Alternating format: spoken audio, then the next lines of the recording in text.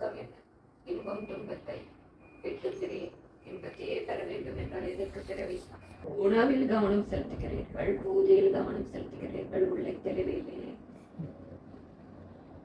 கட்டையும் திராட்சை எதற்கு காசாயம் அணிகிறீர்கள்? அதிகமாக உள்ளது, மிகவும் அச்சமாக உள்ளது. நீண்ட ஜடாமுடி எதற்கு? பின்போலி வேஷம். தினத்தல் இது இல்லை, அது இல்லை. உயிர் உள்ளதல்லவா? உயிர் இல்லை என்றால் பிறகு எப்படி? கூறுங்கள், கேள்வி கேளுங்கள். ஞான கதவை திறக்கவே வந்துள்ள சந்தேகம் என்ன? எப்போது நாம் பயணிக்க போறோம் சாமி? நாளை ஆரம்பம். நாளை முதல்.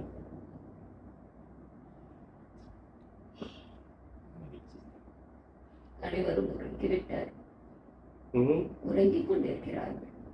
சைவம் சைவம் சைவம் சைவம்.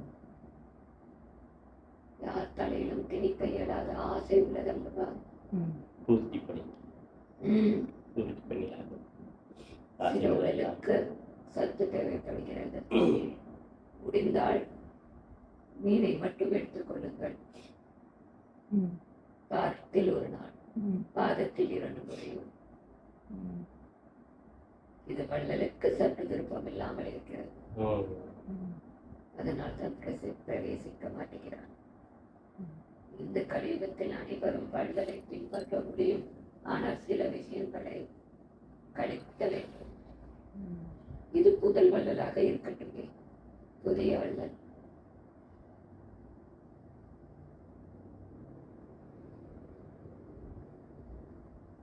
வேண்டுகிறீர்கள், பால் குடம் எடுக்கிறீர்கள், எதற்கு இதை செய்கிறீர்கள் என்று புரியவில்லை. வெறும் விக்கிரகத்திற்கு பூஜை செய்கிறீர்கள். உங்களை யாரும் தெளிவுபடுத்துவதில்லை. அகசுத்தம் இல்லை. வீண் பொறாமை, கோபம், கடுஞ்சொல், மிகுந்த கவலையில் உள்ளது. அதிக கவலை. மாதவிடாய் தீட்டு உங்களுக்கு, எனக்கு இல்லை. தீட்டு என்ன தீட்டு? மனிதன் இறந்தால் சந்தோஷப்படுங்கள், அது கொண்டாட்டம் அல்லவா? எதற்கு வீண் கல்வி? மீண்டும் பிறப்பெடுக்க போகிறது. புதிய உடல், புதிய ஞானம் பட்லர்த்து செல்கிறது. இப்பொழுது யாரும் மனத்தில் போய் அமர இயலாது. உங்கள் ஆன்மாவை நீங்கள் கண்கூடி செய்ய வேண்டும். 24 மணி நேரத்தில் 1 மணி நேரம் எனக்கு ஒதுக்க மாட்டேங்கிறார்கள். ஆனால் நான் கோடி பேர் முன்பு 1 நிமிடம் ஒதுக்குகிறேன். குருக்கு நேரம் ஒதுக்கவில்லை. வீண் சாக்கு, வீண் சிந்தனை. அவரவர் ஆத்மாவை அவரவர் தூய்மை செய்யுங்கள். முடிந்தால் மௌனத்தில் இருங்கள். வீண் பேச்சு இருக்காது. வீண் கவலை எதற்காக? தீசாய் என்று அன்புடன் ஒரு முறை கூப்பிட்டால் போதும், அனைத்தும் சரியாகும். நம்பிக்கை.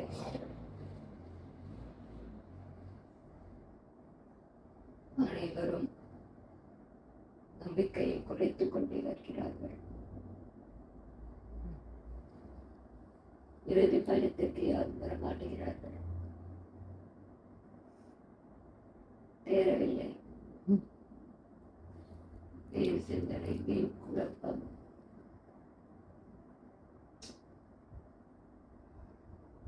ஏன் இப்படி உள்ளார்கள்? நீ கூறு.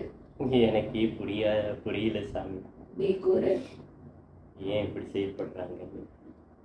நிறைய பேருக்கு ஒருத்தர் மூலயமா வந்து பேசும்போது அவங்க பேசுகிறாங்களா, அப்பா பேசுகிறாங்களான்ற சந்தேகம் இருக்குது.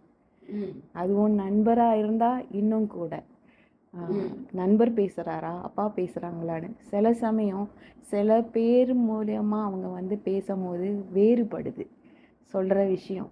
அதனாலேயும் குழப்பம் இருக்குது. ஏனென்றால் அவரவர் ஞானம் பேரு அதில் வேறுபடுது. அதனாலே குழப்பம் அடைகிறாங்க. என் இடத்தில் என் பேரை கூறி யாரும் பொய்யுரைக்க இயலாது.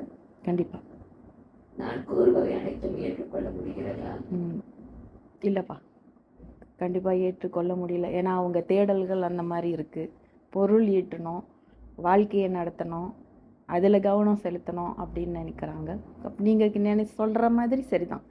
நீங்கள் சொல்கிற மாதிரி உங்களுக்கு டைம் அந்த நேரம் ஒதுக்குறத அதை வந்து கஷ்டமாக பார்க்குறாங்க. பொருள் ஈட்டுங்கள், யார் வேணாம் என்று கூறி ஆமாம். ஒரு நிமிடம் அதை சாய என்று கூற இயலாது. வீண் பேச்சு பேசுகிறீர்கள், தேவையில்லாமல் இதை காண்கிறீர்கள். ஏன் குழப்பம் அடைய வேண்டும்?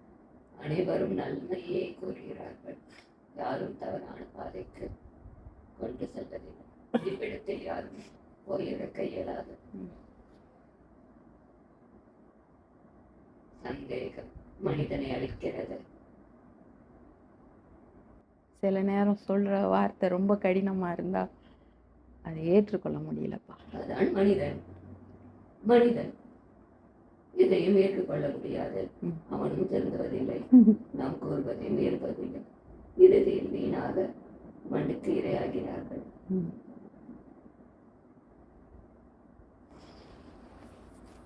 இப்பொழுது தெளிவுகிறேன். எப்பொழுது உங்கள் பிரச்சனையை தீர்ப்பதற்கான நான் இல்லை.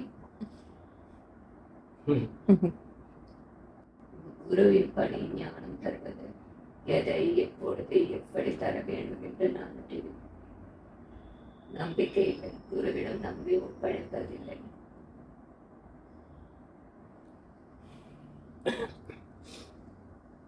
இதற்கெல்லாம் காரணம் நம்பிக்கை இல்லாமல். பக்தி எது பக்தி? நம்பிக்கை இல்லாத பக்தி.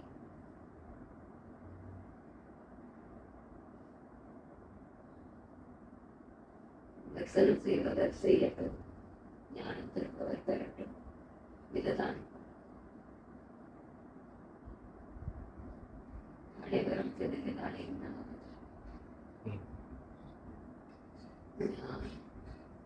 ஒவ்வொருவருடைய ஞானம் வேறு, வல்லனின் வேறு, என்னுடையது வேறு, சேதாஸ்ரீ வேறு, ரமண ரிஷி வேறு. இருக்கிறதா?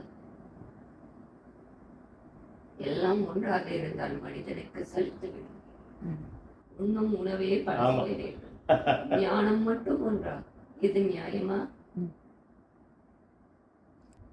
வீண் கவலை, வீண் பேச்சு, ஒரு நிமிடம் கூட ஒதுக்குவதில்லை. குருவே வந்தால் களியில் பறிக்கிறார்கள், வேற என்ன செய்வது?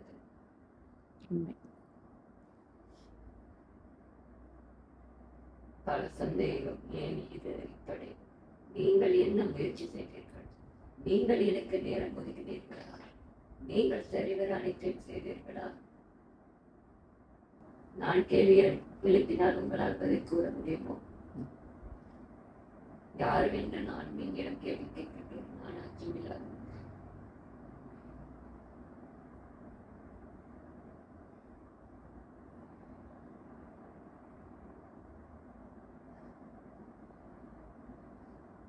பயனில்லாத பிறவி எடுத்து நீங்களும் துன்பப்பட்டு மற்றவர்களையும் துன்பப்பட்டிருக்கிறீர்கள்.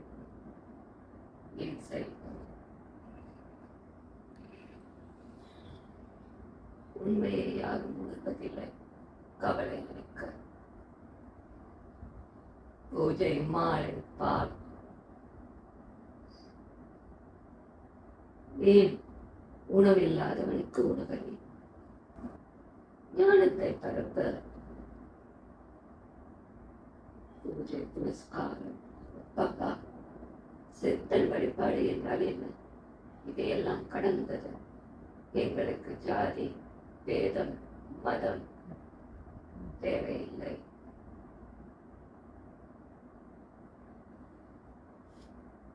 அனைவரும் மாயில் சிக்கிக்கொண்டு கேள்வி எழுப்பி எழுப்பி முன்வராமலே இருக்கிறீர்கள். புத்தி யாருக்கும் வரவில்லை.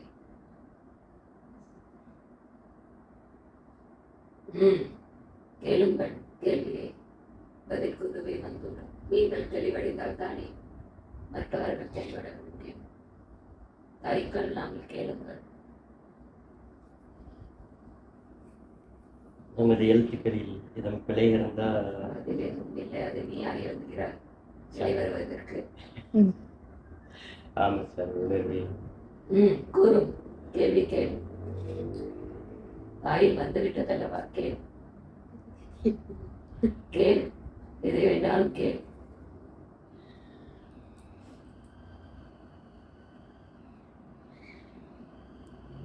திடீர் பிரவேசம் குழப்பமா? திடீர் பிரவேசம் குழப்பமா? திடீர்னு வந்தது கூட ஒன்றும் வெளிவரவில்லை. கேளுங்கள்.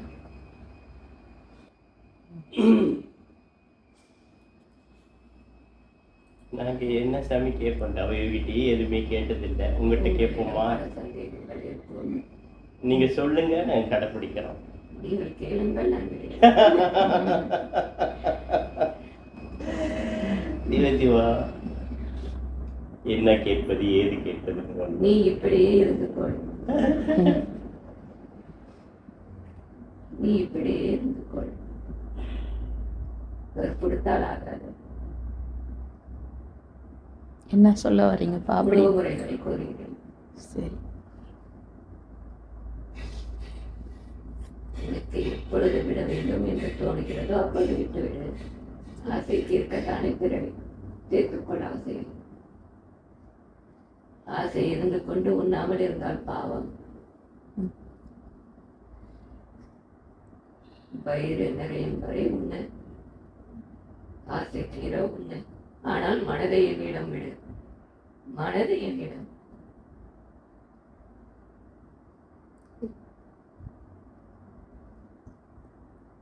மௌனமா இருக்க சொல்றது எதுக்கு? மௌனம் வீண் சிந்தனை வராது, வீண் பேச்சு தராது. என்னை நோக்கி பயணித்தேன்.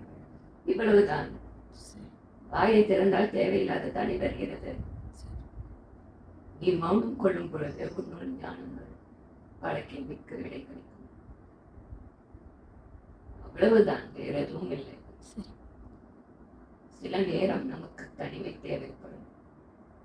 சில நேரத்தில் மன அழுத்தத்தில் இருப்பார்கள்.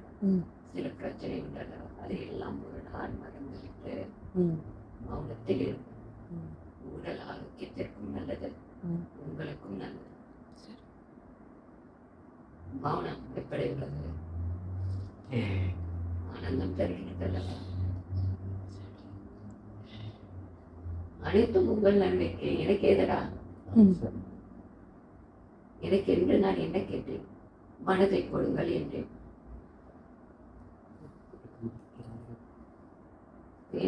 இவ்விடத்தில் யார் பொய் உரைப்பார்கள்? நடித்து என்ன கிடைத்த இடம்? தவையோகி வந்த இடம். நாங்கள் வாழ்கிறோம். இங்கே யாராவது போய் கூற முடியுமா? நடிக்க முடியுமா?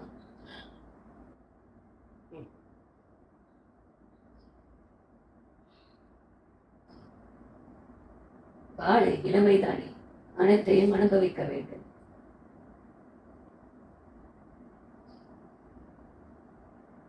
இந்த இளமை முடிந்தால் பிறகு இளமையில் நாடுவார்கள். அதற்குள் ஆசைப்பட்டதை உண்டுவிடுங்கள். வயது மாற மாற சிந்தனையும் மாறும், பக்குவம் அடையும். இதுவே என் கருத்து. என்ன இளமை தோட்டத்தில் வந்துள்ளேன் என்று சிந்திக்கிறாயா? அது வரம், பிறவியின் பயம். ஞானத்திற்கு வயது விதிவிலக்கல்ல. ஆன்மாவுக்கு பல ஜென்மங்களில் கிடைத்த ஞானம் இப்பிறவியில் தொடர்ந்து வருகிறது. அதை உணர்த்தவே முதுமை முதுமை என்றும் முதுமையில் இறைவனை நாடுகிறீர்கள். இளமையில் பிழை செய்கிறீர்கள். பெண்கள் பின்னோக்கி செல்கிறீர்கள். அதற்கவே தேர்ந்தெடுத்துள்ளோம். வேறு எதுவும் இல்லை. இதில் நடிக்கவோ பொய் கூறவோ எந்த பயனும் இல்லை.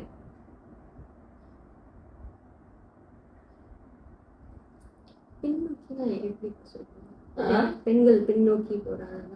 சில பேர் சாஸ்திரம் சம்பிரதாயம், ஆண்களுக்கு மட்டும் தான் இறை, ஆண்களுக்கு மட்டும் தான் முக்தி. மாதவிடா என்றால் தீட்டு என்கிறார்கள். அது உங்களுக்கு, எனக்கு இல்லை. மாதவிடா என்றால் என்ன? உள்ளே வாருங்கள், தியானம் செய்யுங்கள். ம். அர்த்தம் தெரியாமல் தீட்டு. தீட்டு என்ன தீட்டு? உன் மனதில் குப்பை உள்ளதே அதுதான் தீட்டு. பிறரை பற்றி குறை கூறுகிறாய், அது தீட்டு. பிற உயிரை துன்பம் செய்கிறாய், அது தீட்டு.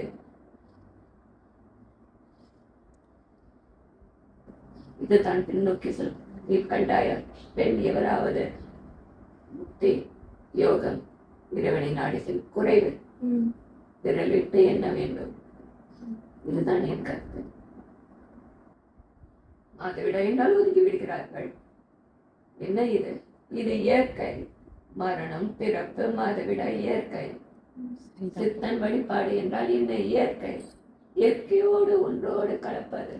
இதை நான் ஏற்றுக்கொள்கிறேன். சரிதான்ப்பா. ம் நீங்க சொல்ற கருத்துல எனக்கு இது இருக்கு.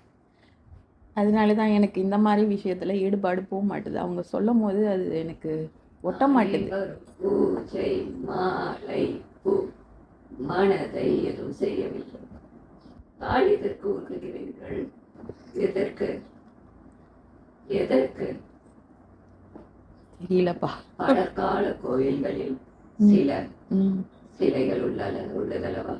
அதை பால் ஊற்றும் போது ம். அதில் உள்ள பாசனங்கள் காற்றில் பரவி மக்களுக்கு மருந்தாகும். சரி. புரிந்ததா? அதற்கு கொஞ்சம் போதுமே. எதற்கு வாரி வாரி? பூ எதற்கு? பூவின் மனம் நுகரும் பொழுது மூளைக்கு செல்கிறது. மனம் சாந்தத்தை அளிக்கும். இனிமையான நாதம் எதற்கு? மனக்கவலையுடன் கோயிலுக்கு செல்கிறீர்கள். நாதத்தை கேட்டவுடன் இன்பம் கொள்கிறீர்கள். அதற்கு கற்பூரம் எதற்கு? ஆரத்தி எடுக்கும் பொழுது உங்களின் ஒளி மட்டும் சுத்தம் தருகிறது. மனது ஒரு நிலையாகிறது. மணியின் ஓசை கேட்கும் பொழுது ஒரு நிலை தருகிறாய் அல்லவா? அதற்கு அறியாமல் செய்கிறார்கள்.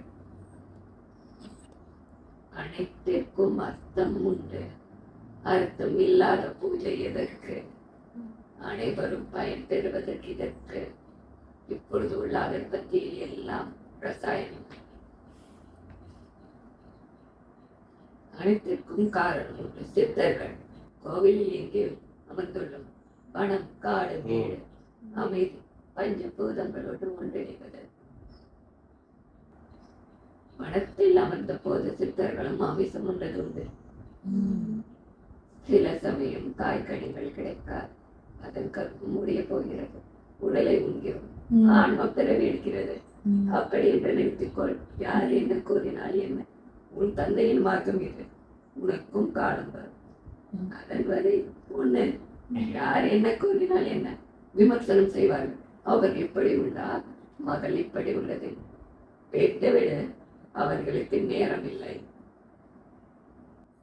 மற்றவர்களுக்காக செய்யாதீர்கள். உங்களுக்காக வாழுங்கள். உங்களுக்காக செய்யுங்கள். உங்களுக்காக வாழ்வது என்பது சரியான பார்வை. மது, புகை, இது எல்லாம் அகம்பாவம். உடலை வீண் செய்கிறீர்கள். இறைவன் கொடுக்கும் பொழுது நன்றாகத்தான் கொடுத்தார். நீங்கள் வீண் செய்து கொள்கிறீர்கள். சில பேர் கர்ம பலனால் அப்படி உள்ளது நோய். குருடு, செவிடு, இது எல்லாம் வினையின் பயன். இப்பிறவியில் ஏதோ பல பிறவியில் பல பாவங்கள் செய்திருப்பார்கள். கொடூரமாக இருந்திருப்பார்கள். அதற்கு கிடைத்த தண்டனை. யாரையும் பாவம் பார்க்க வேண்டாம். உன்னால் முடிந்த தர்மத்தை செய்துவிட்டு அமைதியாக சென்று வேண்டும். ஒரு இடத்திற்கு வெள்ளம் அளித்தாலே போதும். அதிலே நீ அதை செய்தாலே போதும். அன்பான பக்தி, தெளிவான மனம் இருந்தாலே போதும். மனதாக என்னை அழைத்தால் போதும். எதற்கு பூஜை புரஸ்காரங்கள்?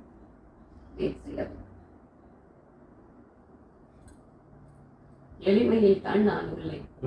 உங்கள் ஆடம்பரம் கோவில் இல்லை. எளிமை. சித்தர் வழிபாடு என்றால் எளிமை. ஜாதி மதம் பார்த்து பிரித்து வைத்தார்கள். அதனால் தான் கோயில் வேண்டாமடா, ஆலயத்திற்கு ஆலயம் விட்டு வெளியே சென்றோம்.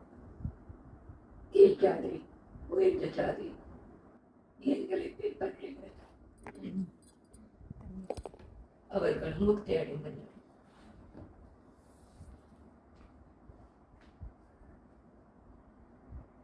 காலத்திற்கு ஏற்ப நாங்களும் மாற வேண்டும். வள்ளல் இதை ஏற்க மாட்டேங்கிறார். ஊழால் இப்பொழுது சகஜமாகிவிட்டது.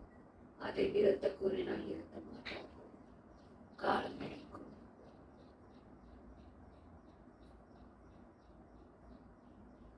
அழகான பாடல்கள், அழகாக வாழுங்கள். எனக்கு நேரம் ஒதுக்குங்கள். நட்கை கவலை எடுத்து வருகிறார்கள். இறைவனுக்காக வகுத்துக் கொள்ளுங்கள், குடும்பத்திற்காக வகுத்துக் கொள்ளுங்கள், உங்களுக்காக வகுத்துக் கொள்ளுங்கள்.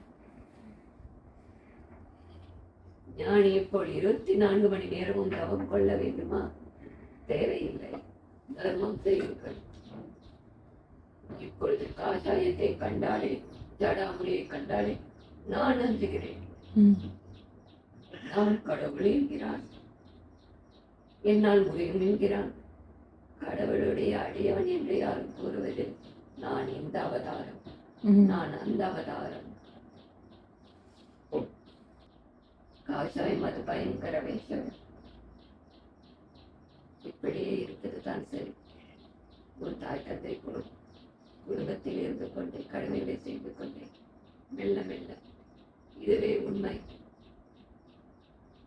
இதுவே மெய்.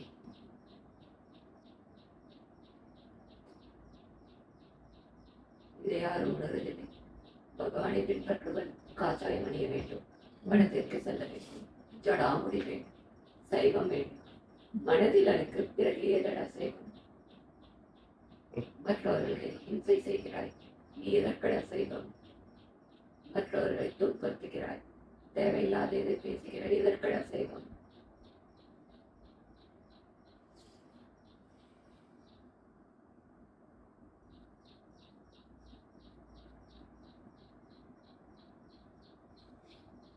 எதற்கு போலியான வாழ்க்கை?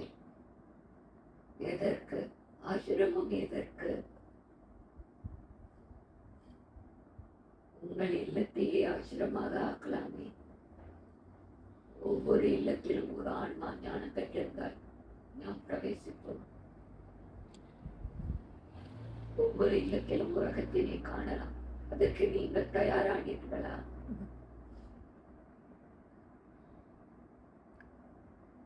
தயார் செய்யவில்லையா? கேட்டால் அவர் நிலைக்கு என்னால் முடியாது. அவர் எங்கே, நான் எங்கே?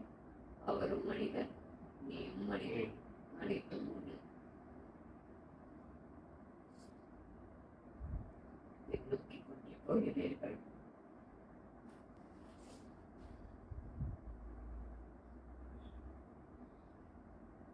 வேடிக்கையாக உள்ள மனித வாழ்க்கை கண்டால் அர்த்தம் இல்லாத ஒரு வாழ்க்கை. இதற்கு இந்த போலி வாழ்க்கை. மனிதருக்கு சன்னியாசம் என்றால் சன்னியாசி போல் வனத்திற்கு செல்ல வேண்டும், ஆசிரமம் திறக்க வேண்டும், அவர்கள் நோய்களை நாம் குணப்படுத்த வேண்டும், அவர்களுக்கு பொன்பொருள் தர வேண்டும், அவர் கேட்டதை நாம் தர வேண்டும். இது குழந்தைத்தனமாக இல்லை. குழந்தை ஒன்று மிட்டாய் வேண்டும் என்றால் என்ன பாசாங்கு செய்யும், அது போல் உள்ளது. இன்னொன்று, நான் சித்தி செய்ய வேண்டும். எதற்கு சித்தி? எதற்கு செய்ய வேண்டும்? அது அந்த ஆன்மாவின் புண்ணிய பலனை குறிக்கிறது அல்லவா? சித்தி செய்தால் தெரியும் அல்லவா என்ன ஆகும் என்று. உனது தவ வலிமை குறையும். தேவையில்லாமல் சித்தியை பயன்படுத்தக்கூடாது.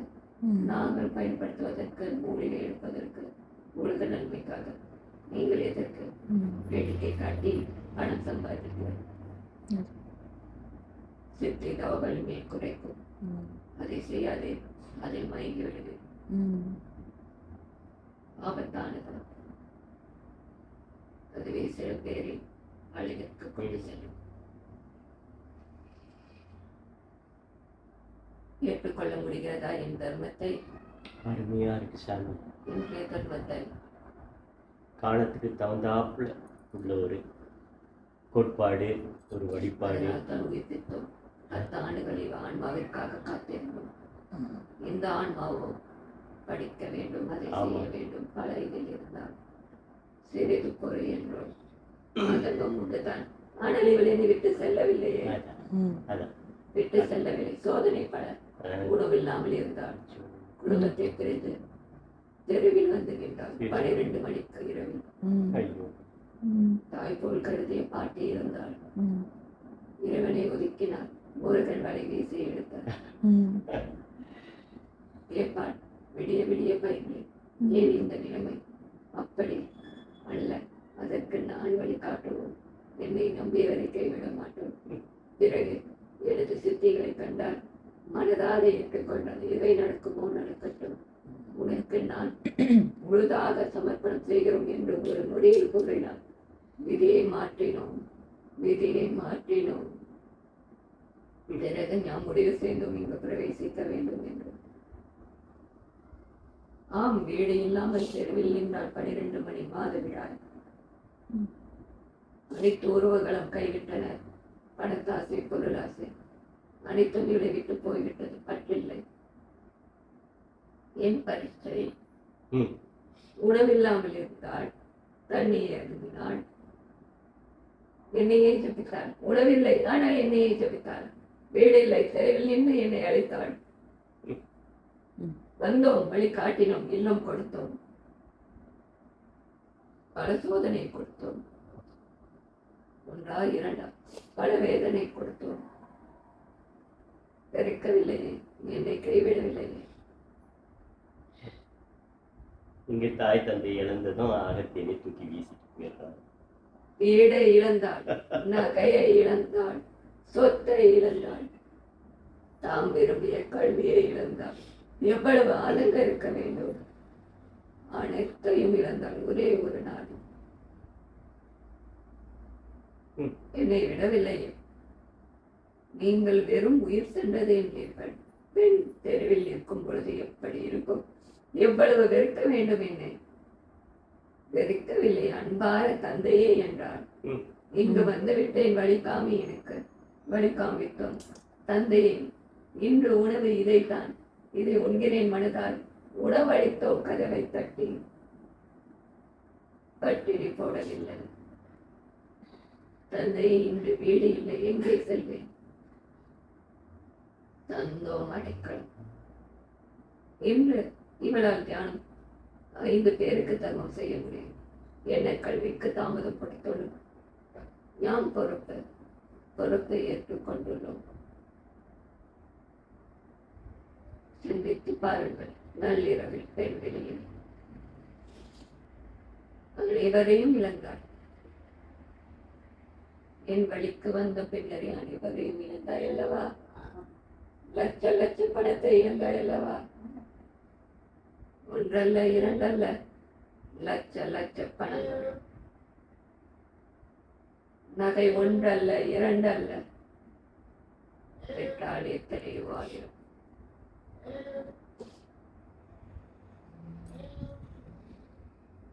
உறவு 1 அல்ல 2 அல்ல, பெரிய உறவு கொடுக்க.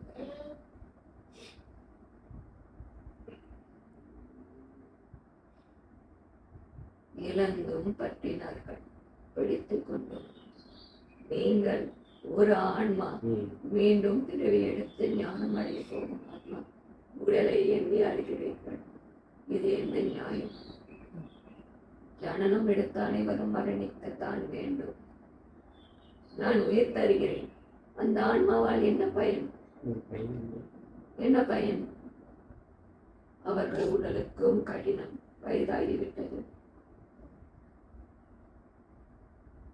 என்ன இது?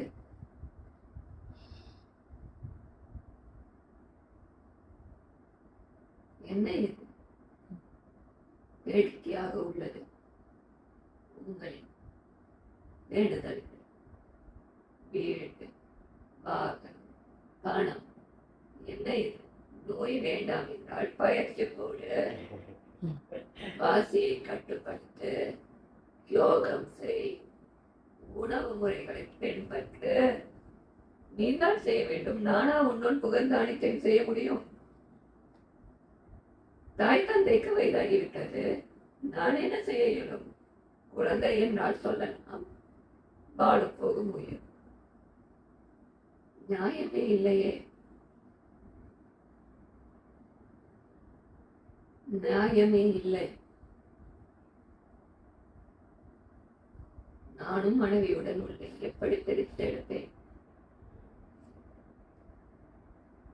ஒன்றும் திருப்போருக்கு சிந்தனையில் உள்ளார்கள். நாங்க என்ன செய்வோம்? நீங்கள் இப்படியே இருங்கள்.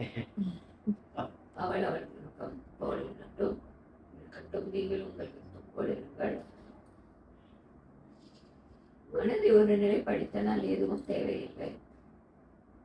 அனைவருக்கும் சுதந்திரம் வேண்டும். சுதந்திரம். இதற்கு தடை பிறவி எடுக்கிறோம். அனைத்தையும் ரசிப்பதற்கு, புசிப்பதற்கு. பிறகு நாம் உள்ளே உணர்வு பெற்று ஞானம் பெற்று விட்டு விடுகிறோம். யாருத்தான் பிழை செய்யவில்லை. பிழையில் இருந்து சரிப்படுத்திக் கொள்ள வேண்டும். பின்னோக்கி செல்லக்கூடாது. நாம் வற்புறுத்தினால் பிறகு நாம் வெறுப்பை காண இயலும். என்ன வற்புறுத்தல்? காட்டை கட்டுப்படுத்த முடியுமா? அதன் விருப்பம் போல இருக்கும். அதே போல்தான் மனிதனின் ஆசை, உணர்வுகள்.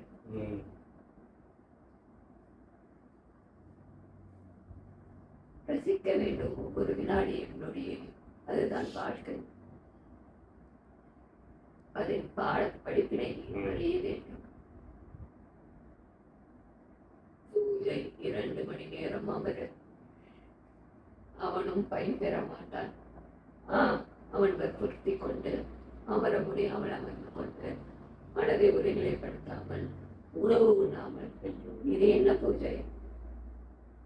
யாருக்குமே பிரயோஜனம் இல்லை. 10 நிமிடமால் இருந்தால் போதும். மனதை ஒருநிலைப்படுத்தி அன்பு செலுத்தி ரசித்து பூஜை செய்ய வேண்டும். உன்னை போட்டு வற்புறுத்தி யாருக்கும் பயன் தராது.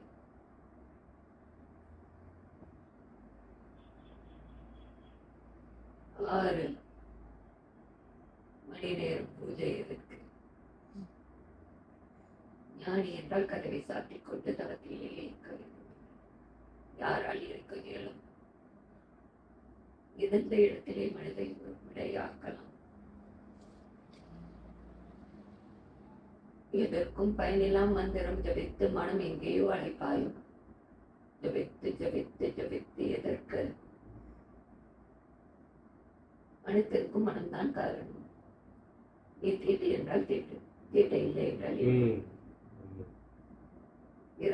இறந்தால் கொண்டாடுங்கள், திருமந்திரம் ஓதுங்கள், சிவபுராணம் படியுங்கள்.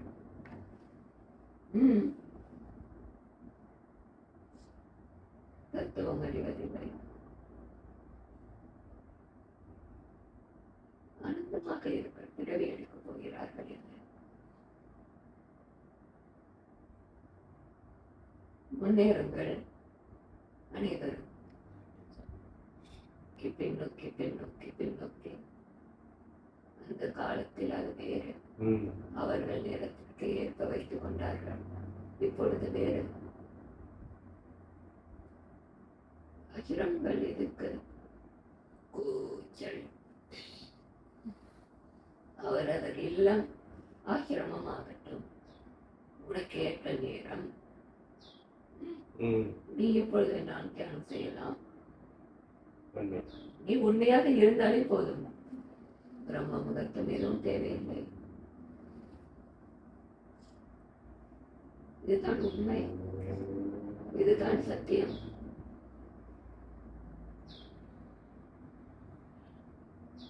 நாயன்மார்களின் கதையை படியுங்களே. எளிமையாக இருக்கும், எளிமையாக இருக்கும். காட்டிற்கு செல்லவில்லை, தானம் செய்திருப்பார்கள், சிவன் புகழை பாடியிருப்பார்கள். அதை இப்பொழுது கொண்டு வரலாமே, அது இப்பொழுது நன்றாக ஒத்து போகும். புரிந்ததா? புரிந்ததுமா. நீங்கள் ராமர் காலத்திற்கெல்லாம் செல்ல வேண்டாம். பெரிய புராணம் இப்பொழுது சரியாக வரும். ஆகட்டும். உங்களை தானே பாடினார்கள், ம் கீர்த்தியை தானே பாடினார்கள். இல்லை என்றால் தானம் செய்திருப்பார்கள், இல்லை என்றால் சிவபூஜை செய்திருப்பார்கள். மனதை ஒரு நிலைப்படுத்தி ஒரு நிலை பெறாத பூஜை எதற்கும் பயனில்லை. தெளிவு பெற்றாயா? மகிழ்ச்சியாக உள்ளாயா? மகிழ்ச்சி. உனக்கு ஆனந்தமா வேற ஆனந்தமா? இன்று உங்களுடன் நேரம் செலவழிக்கத்தான் வந்தேன். நன்றி நன்றி அப்பா. ஆம், நீங்களும் இவர்களின் கட்டுப்பாட்டில் இருக்க பிடித்துக் கொள்ளுங்கள்.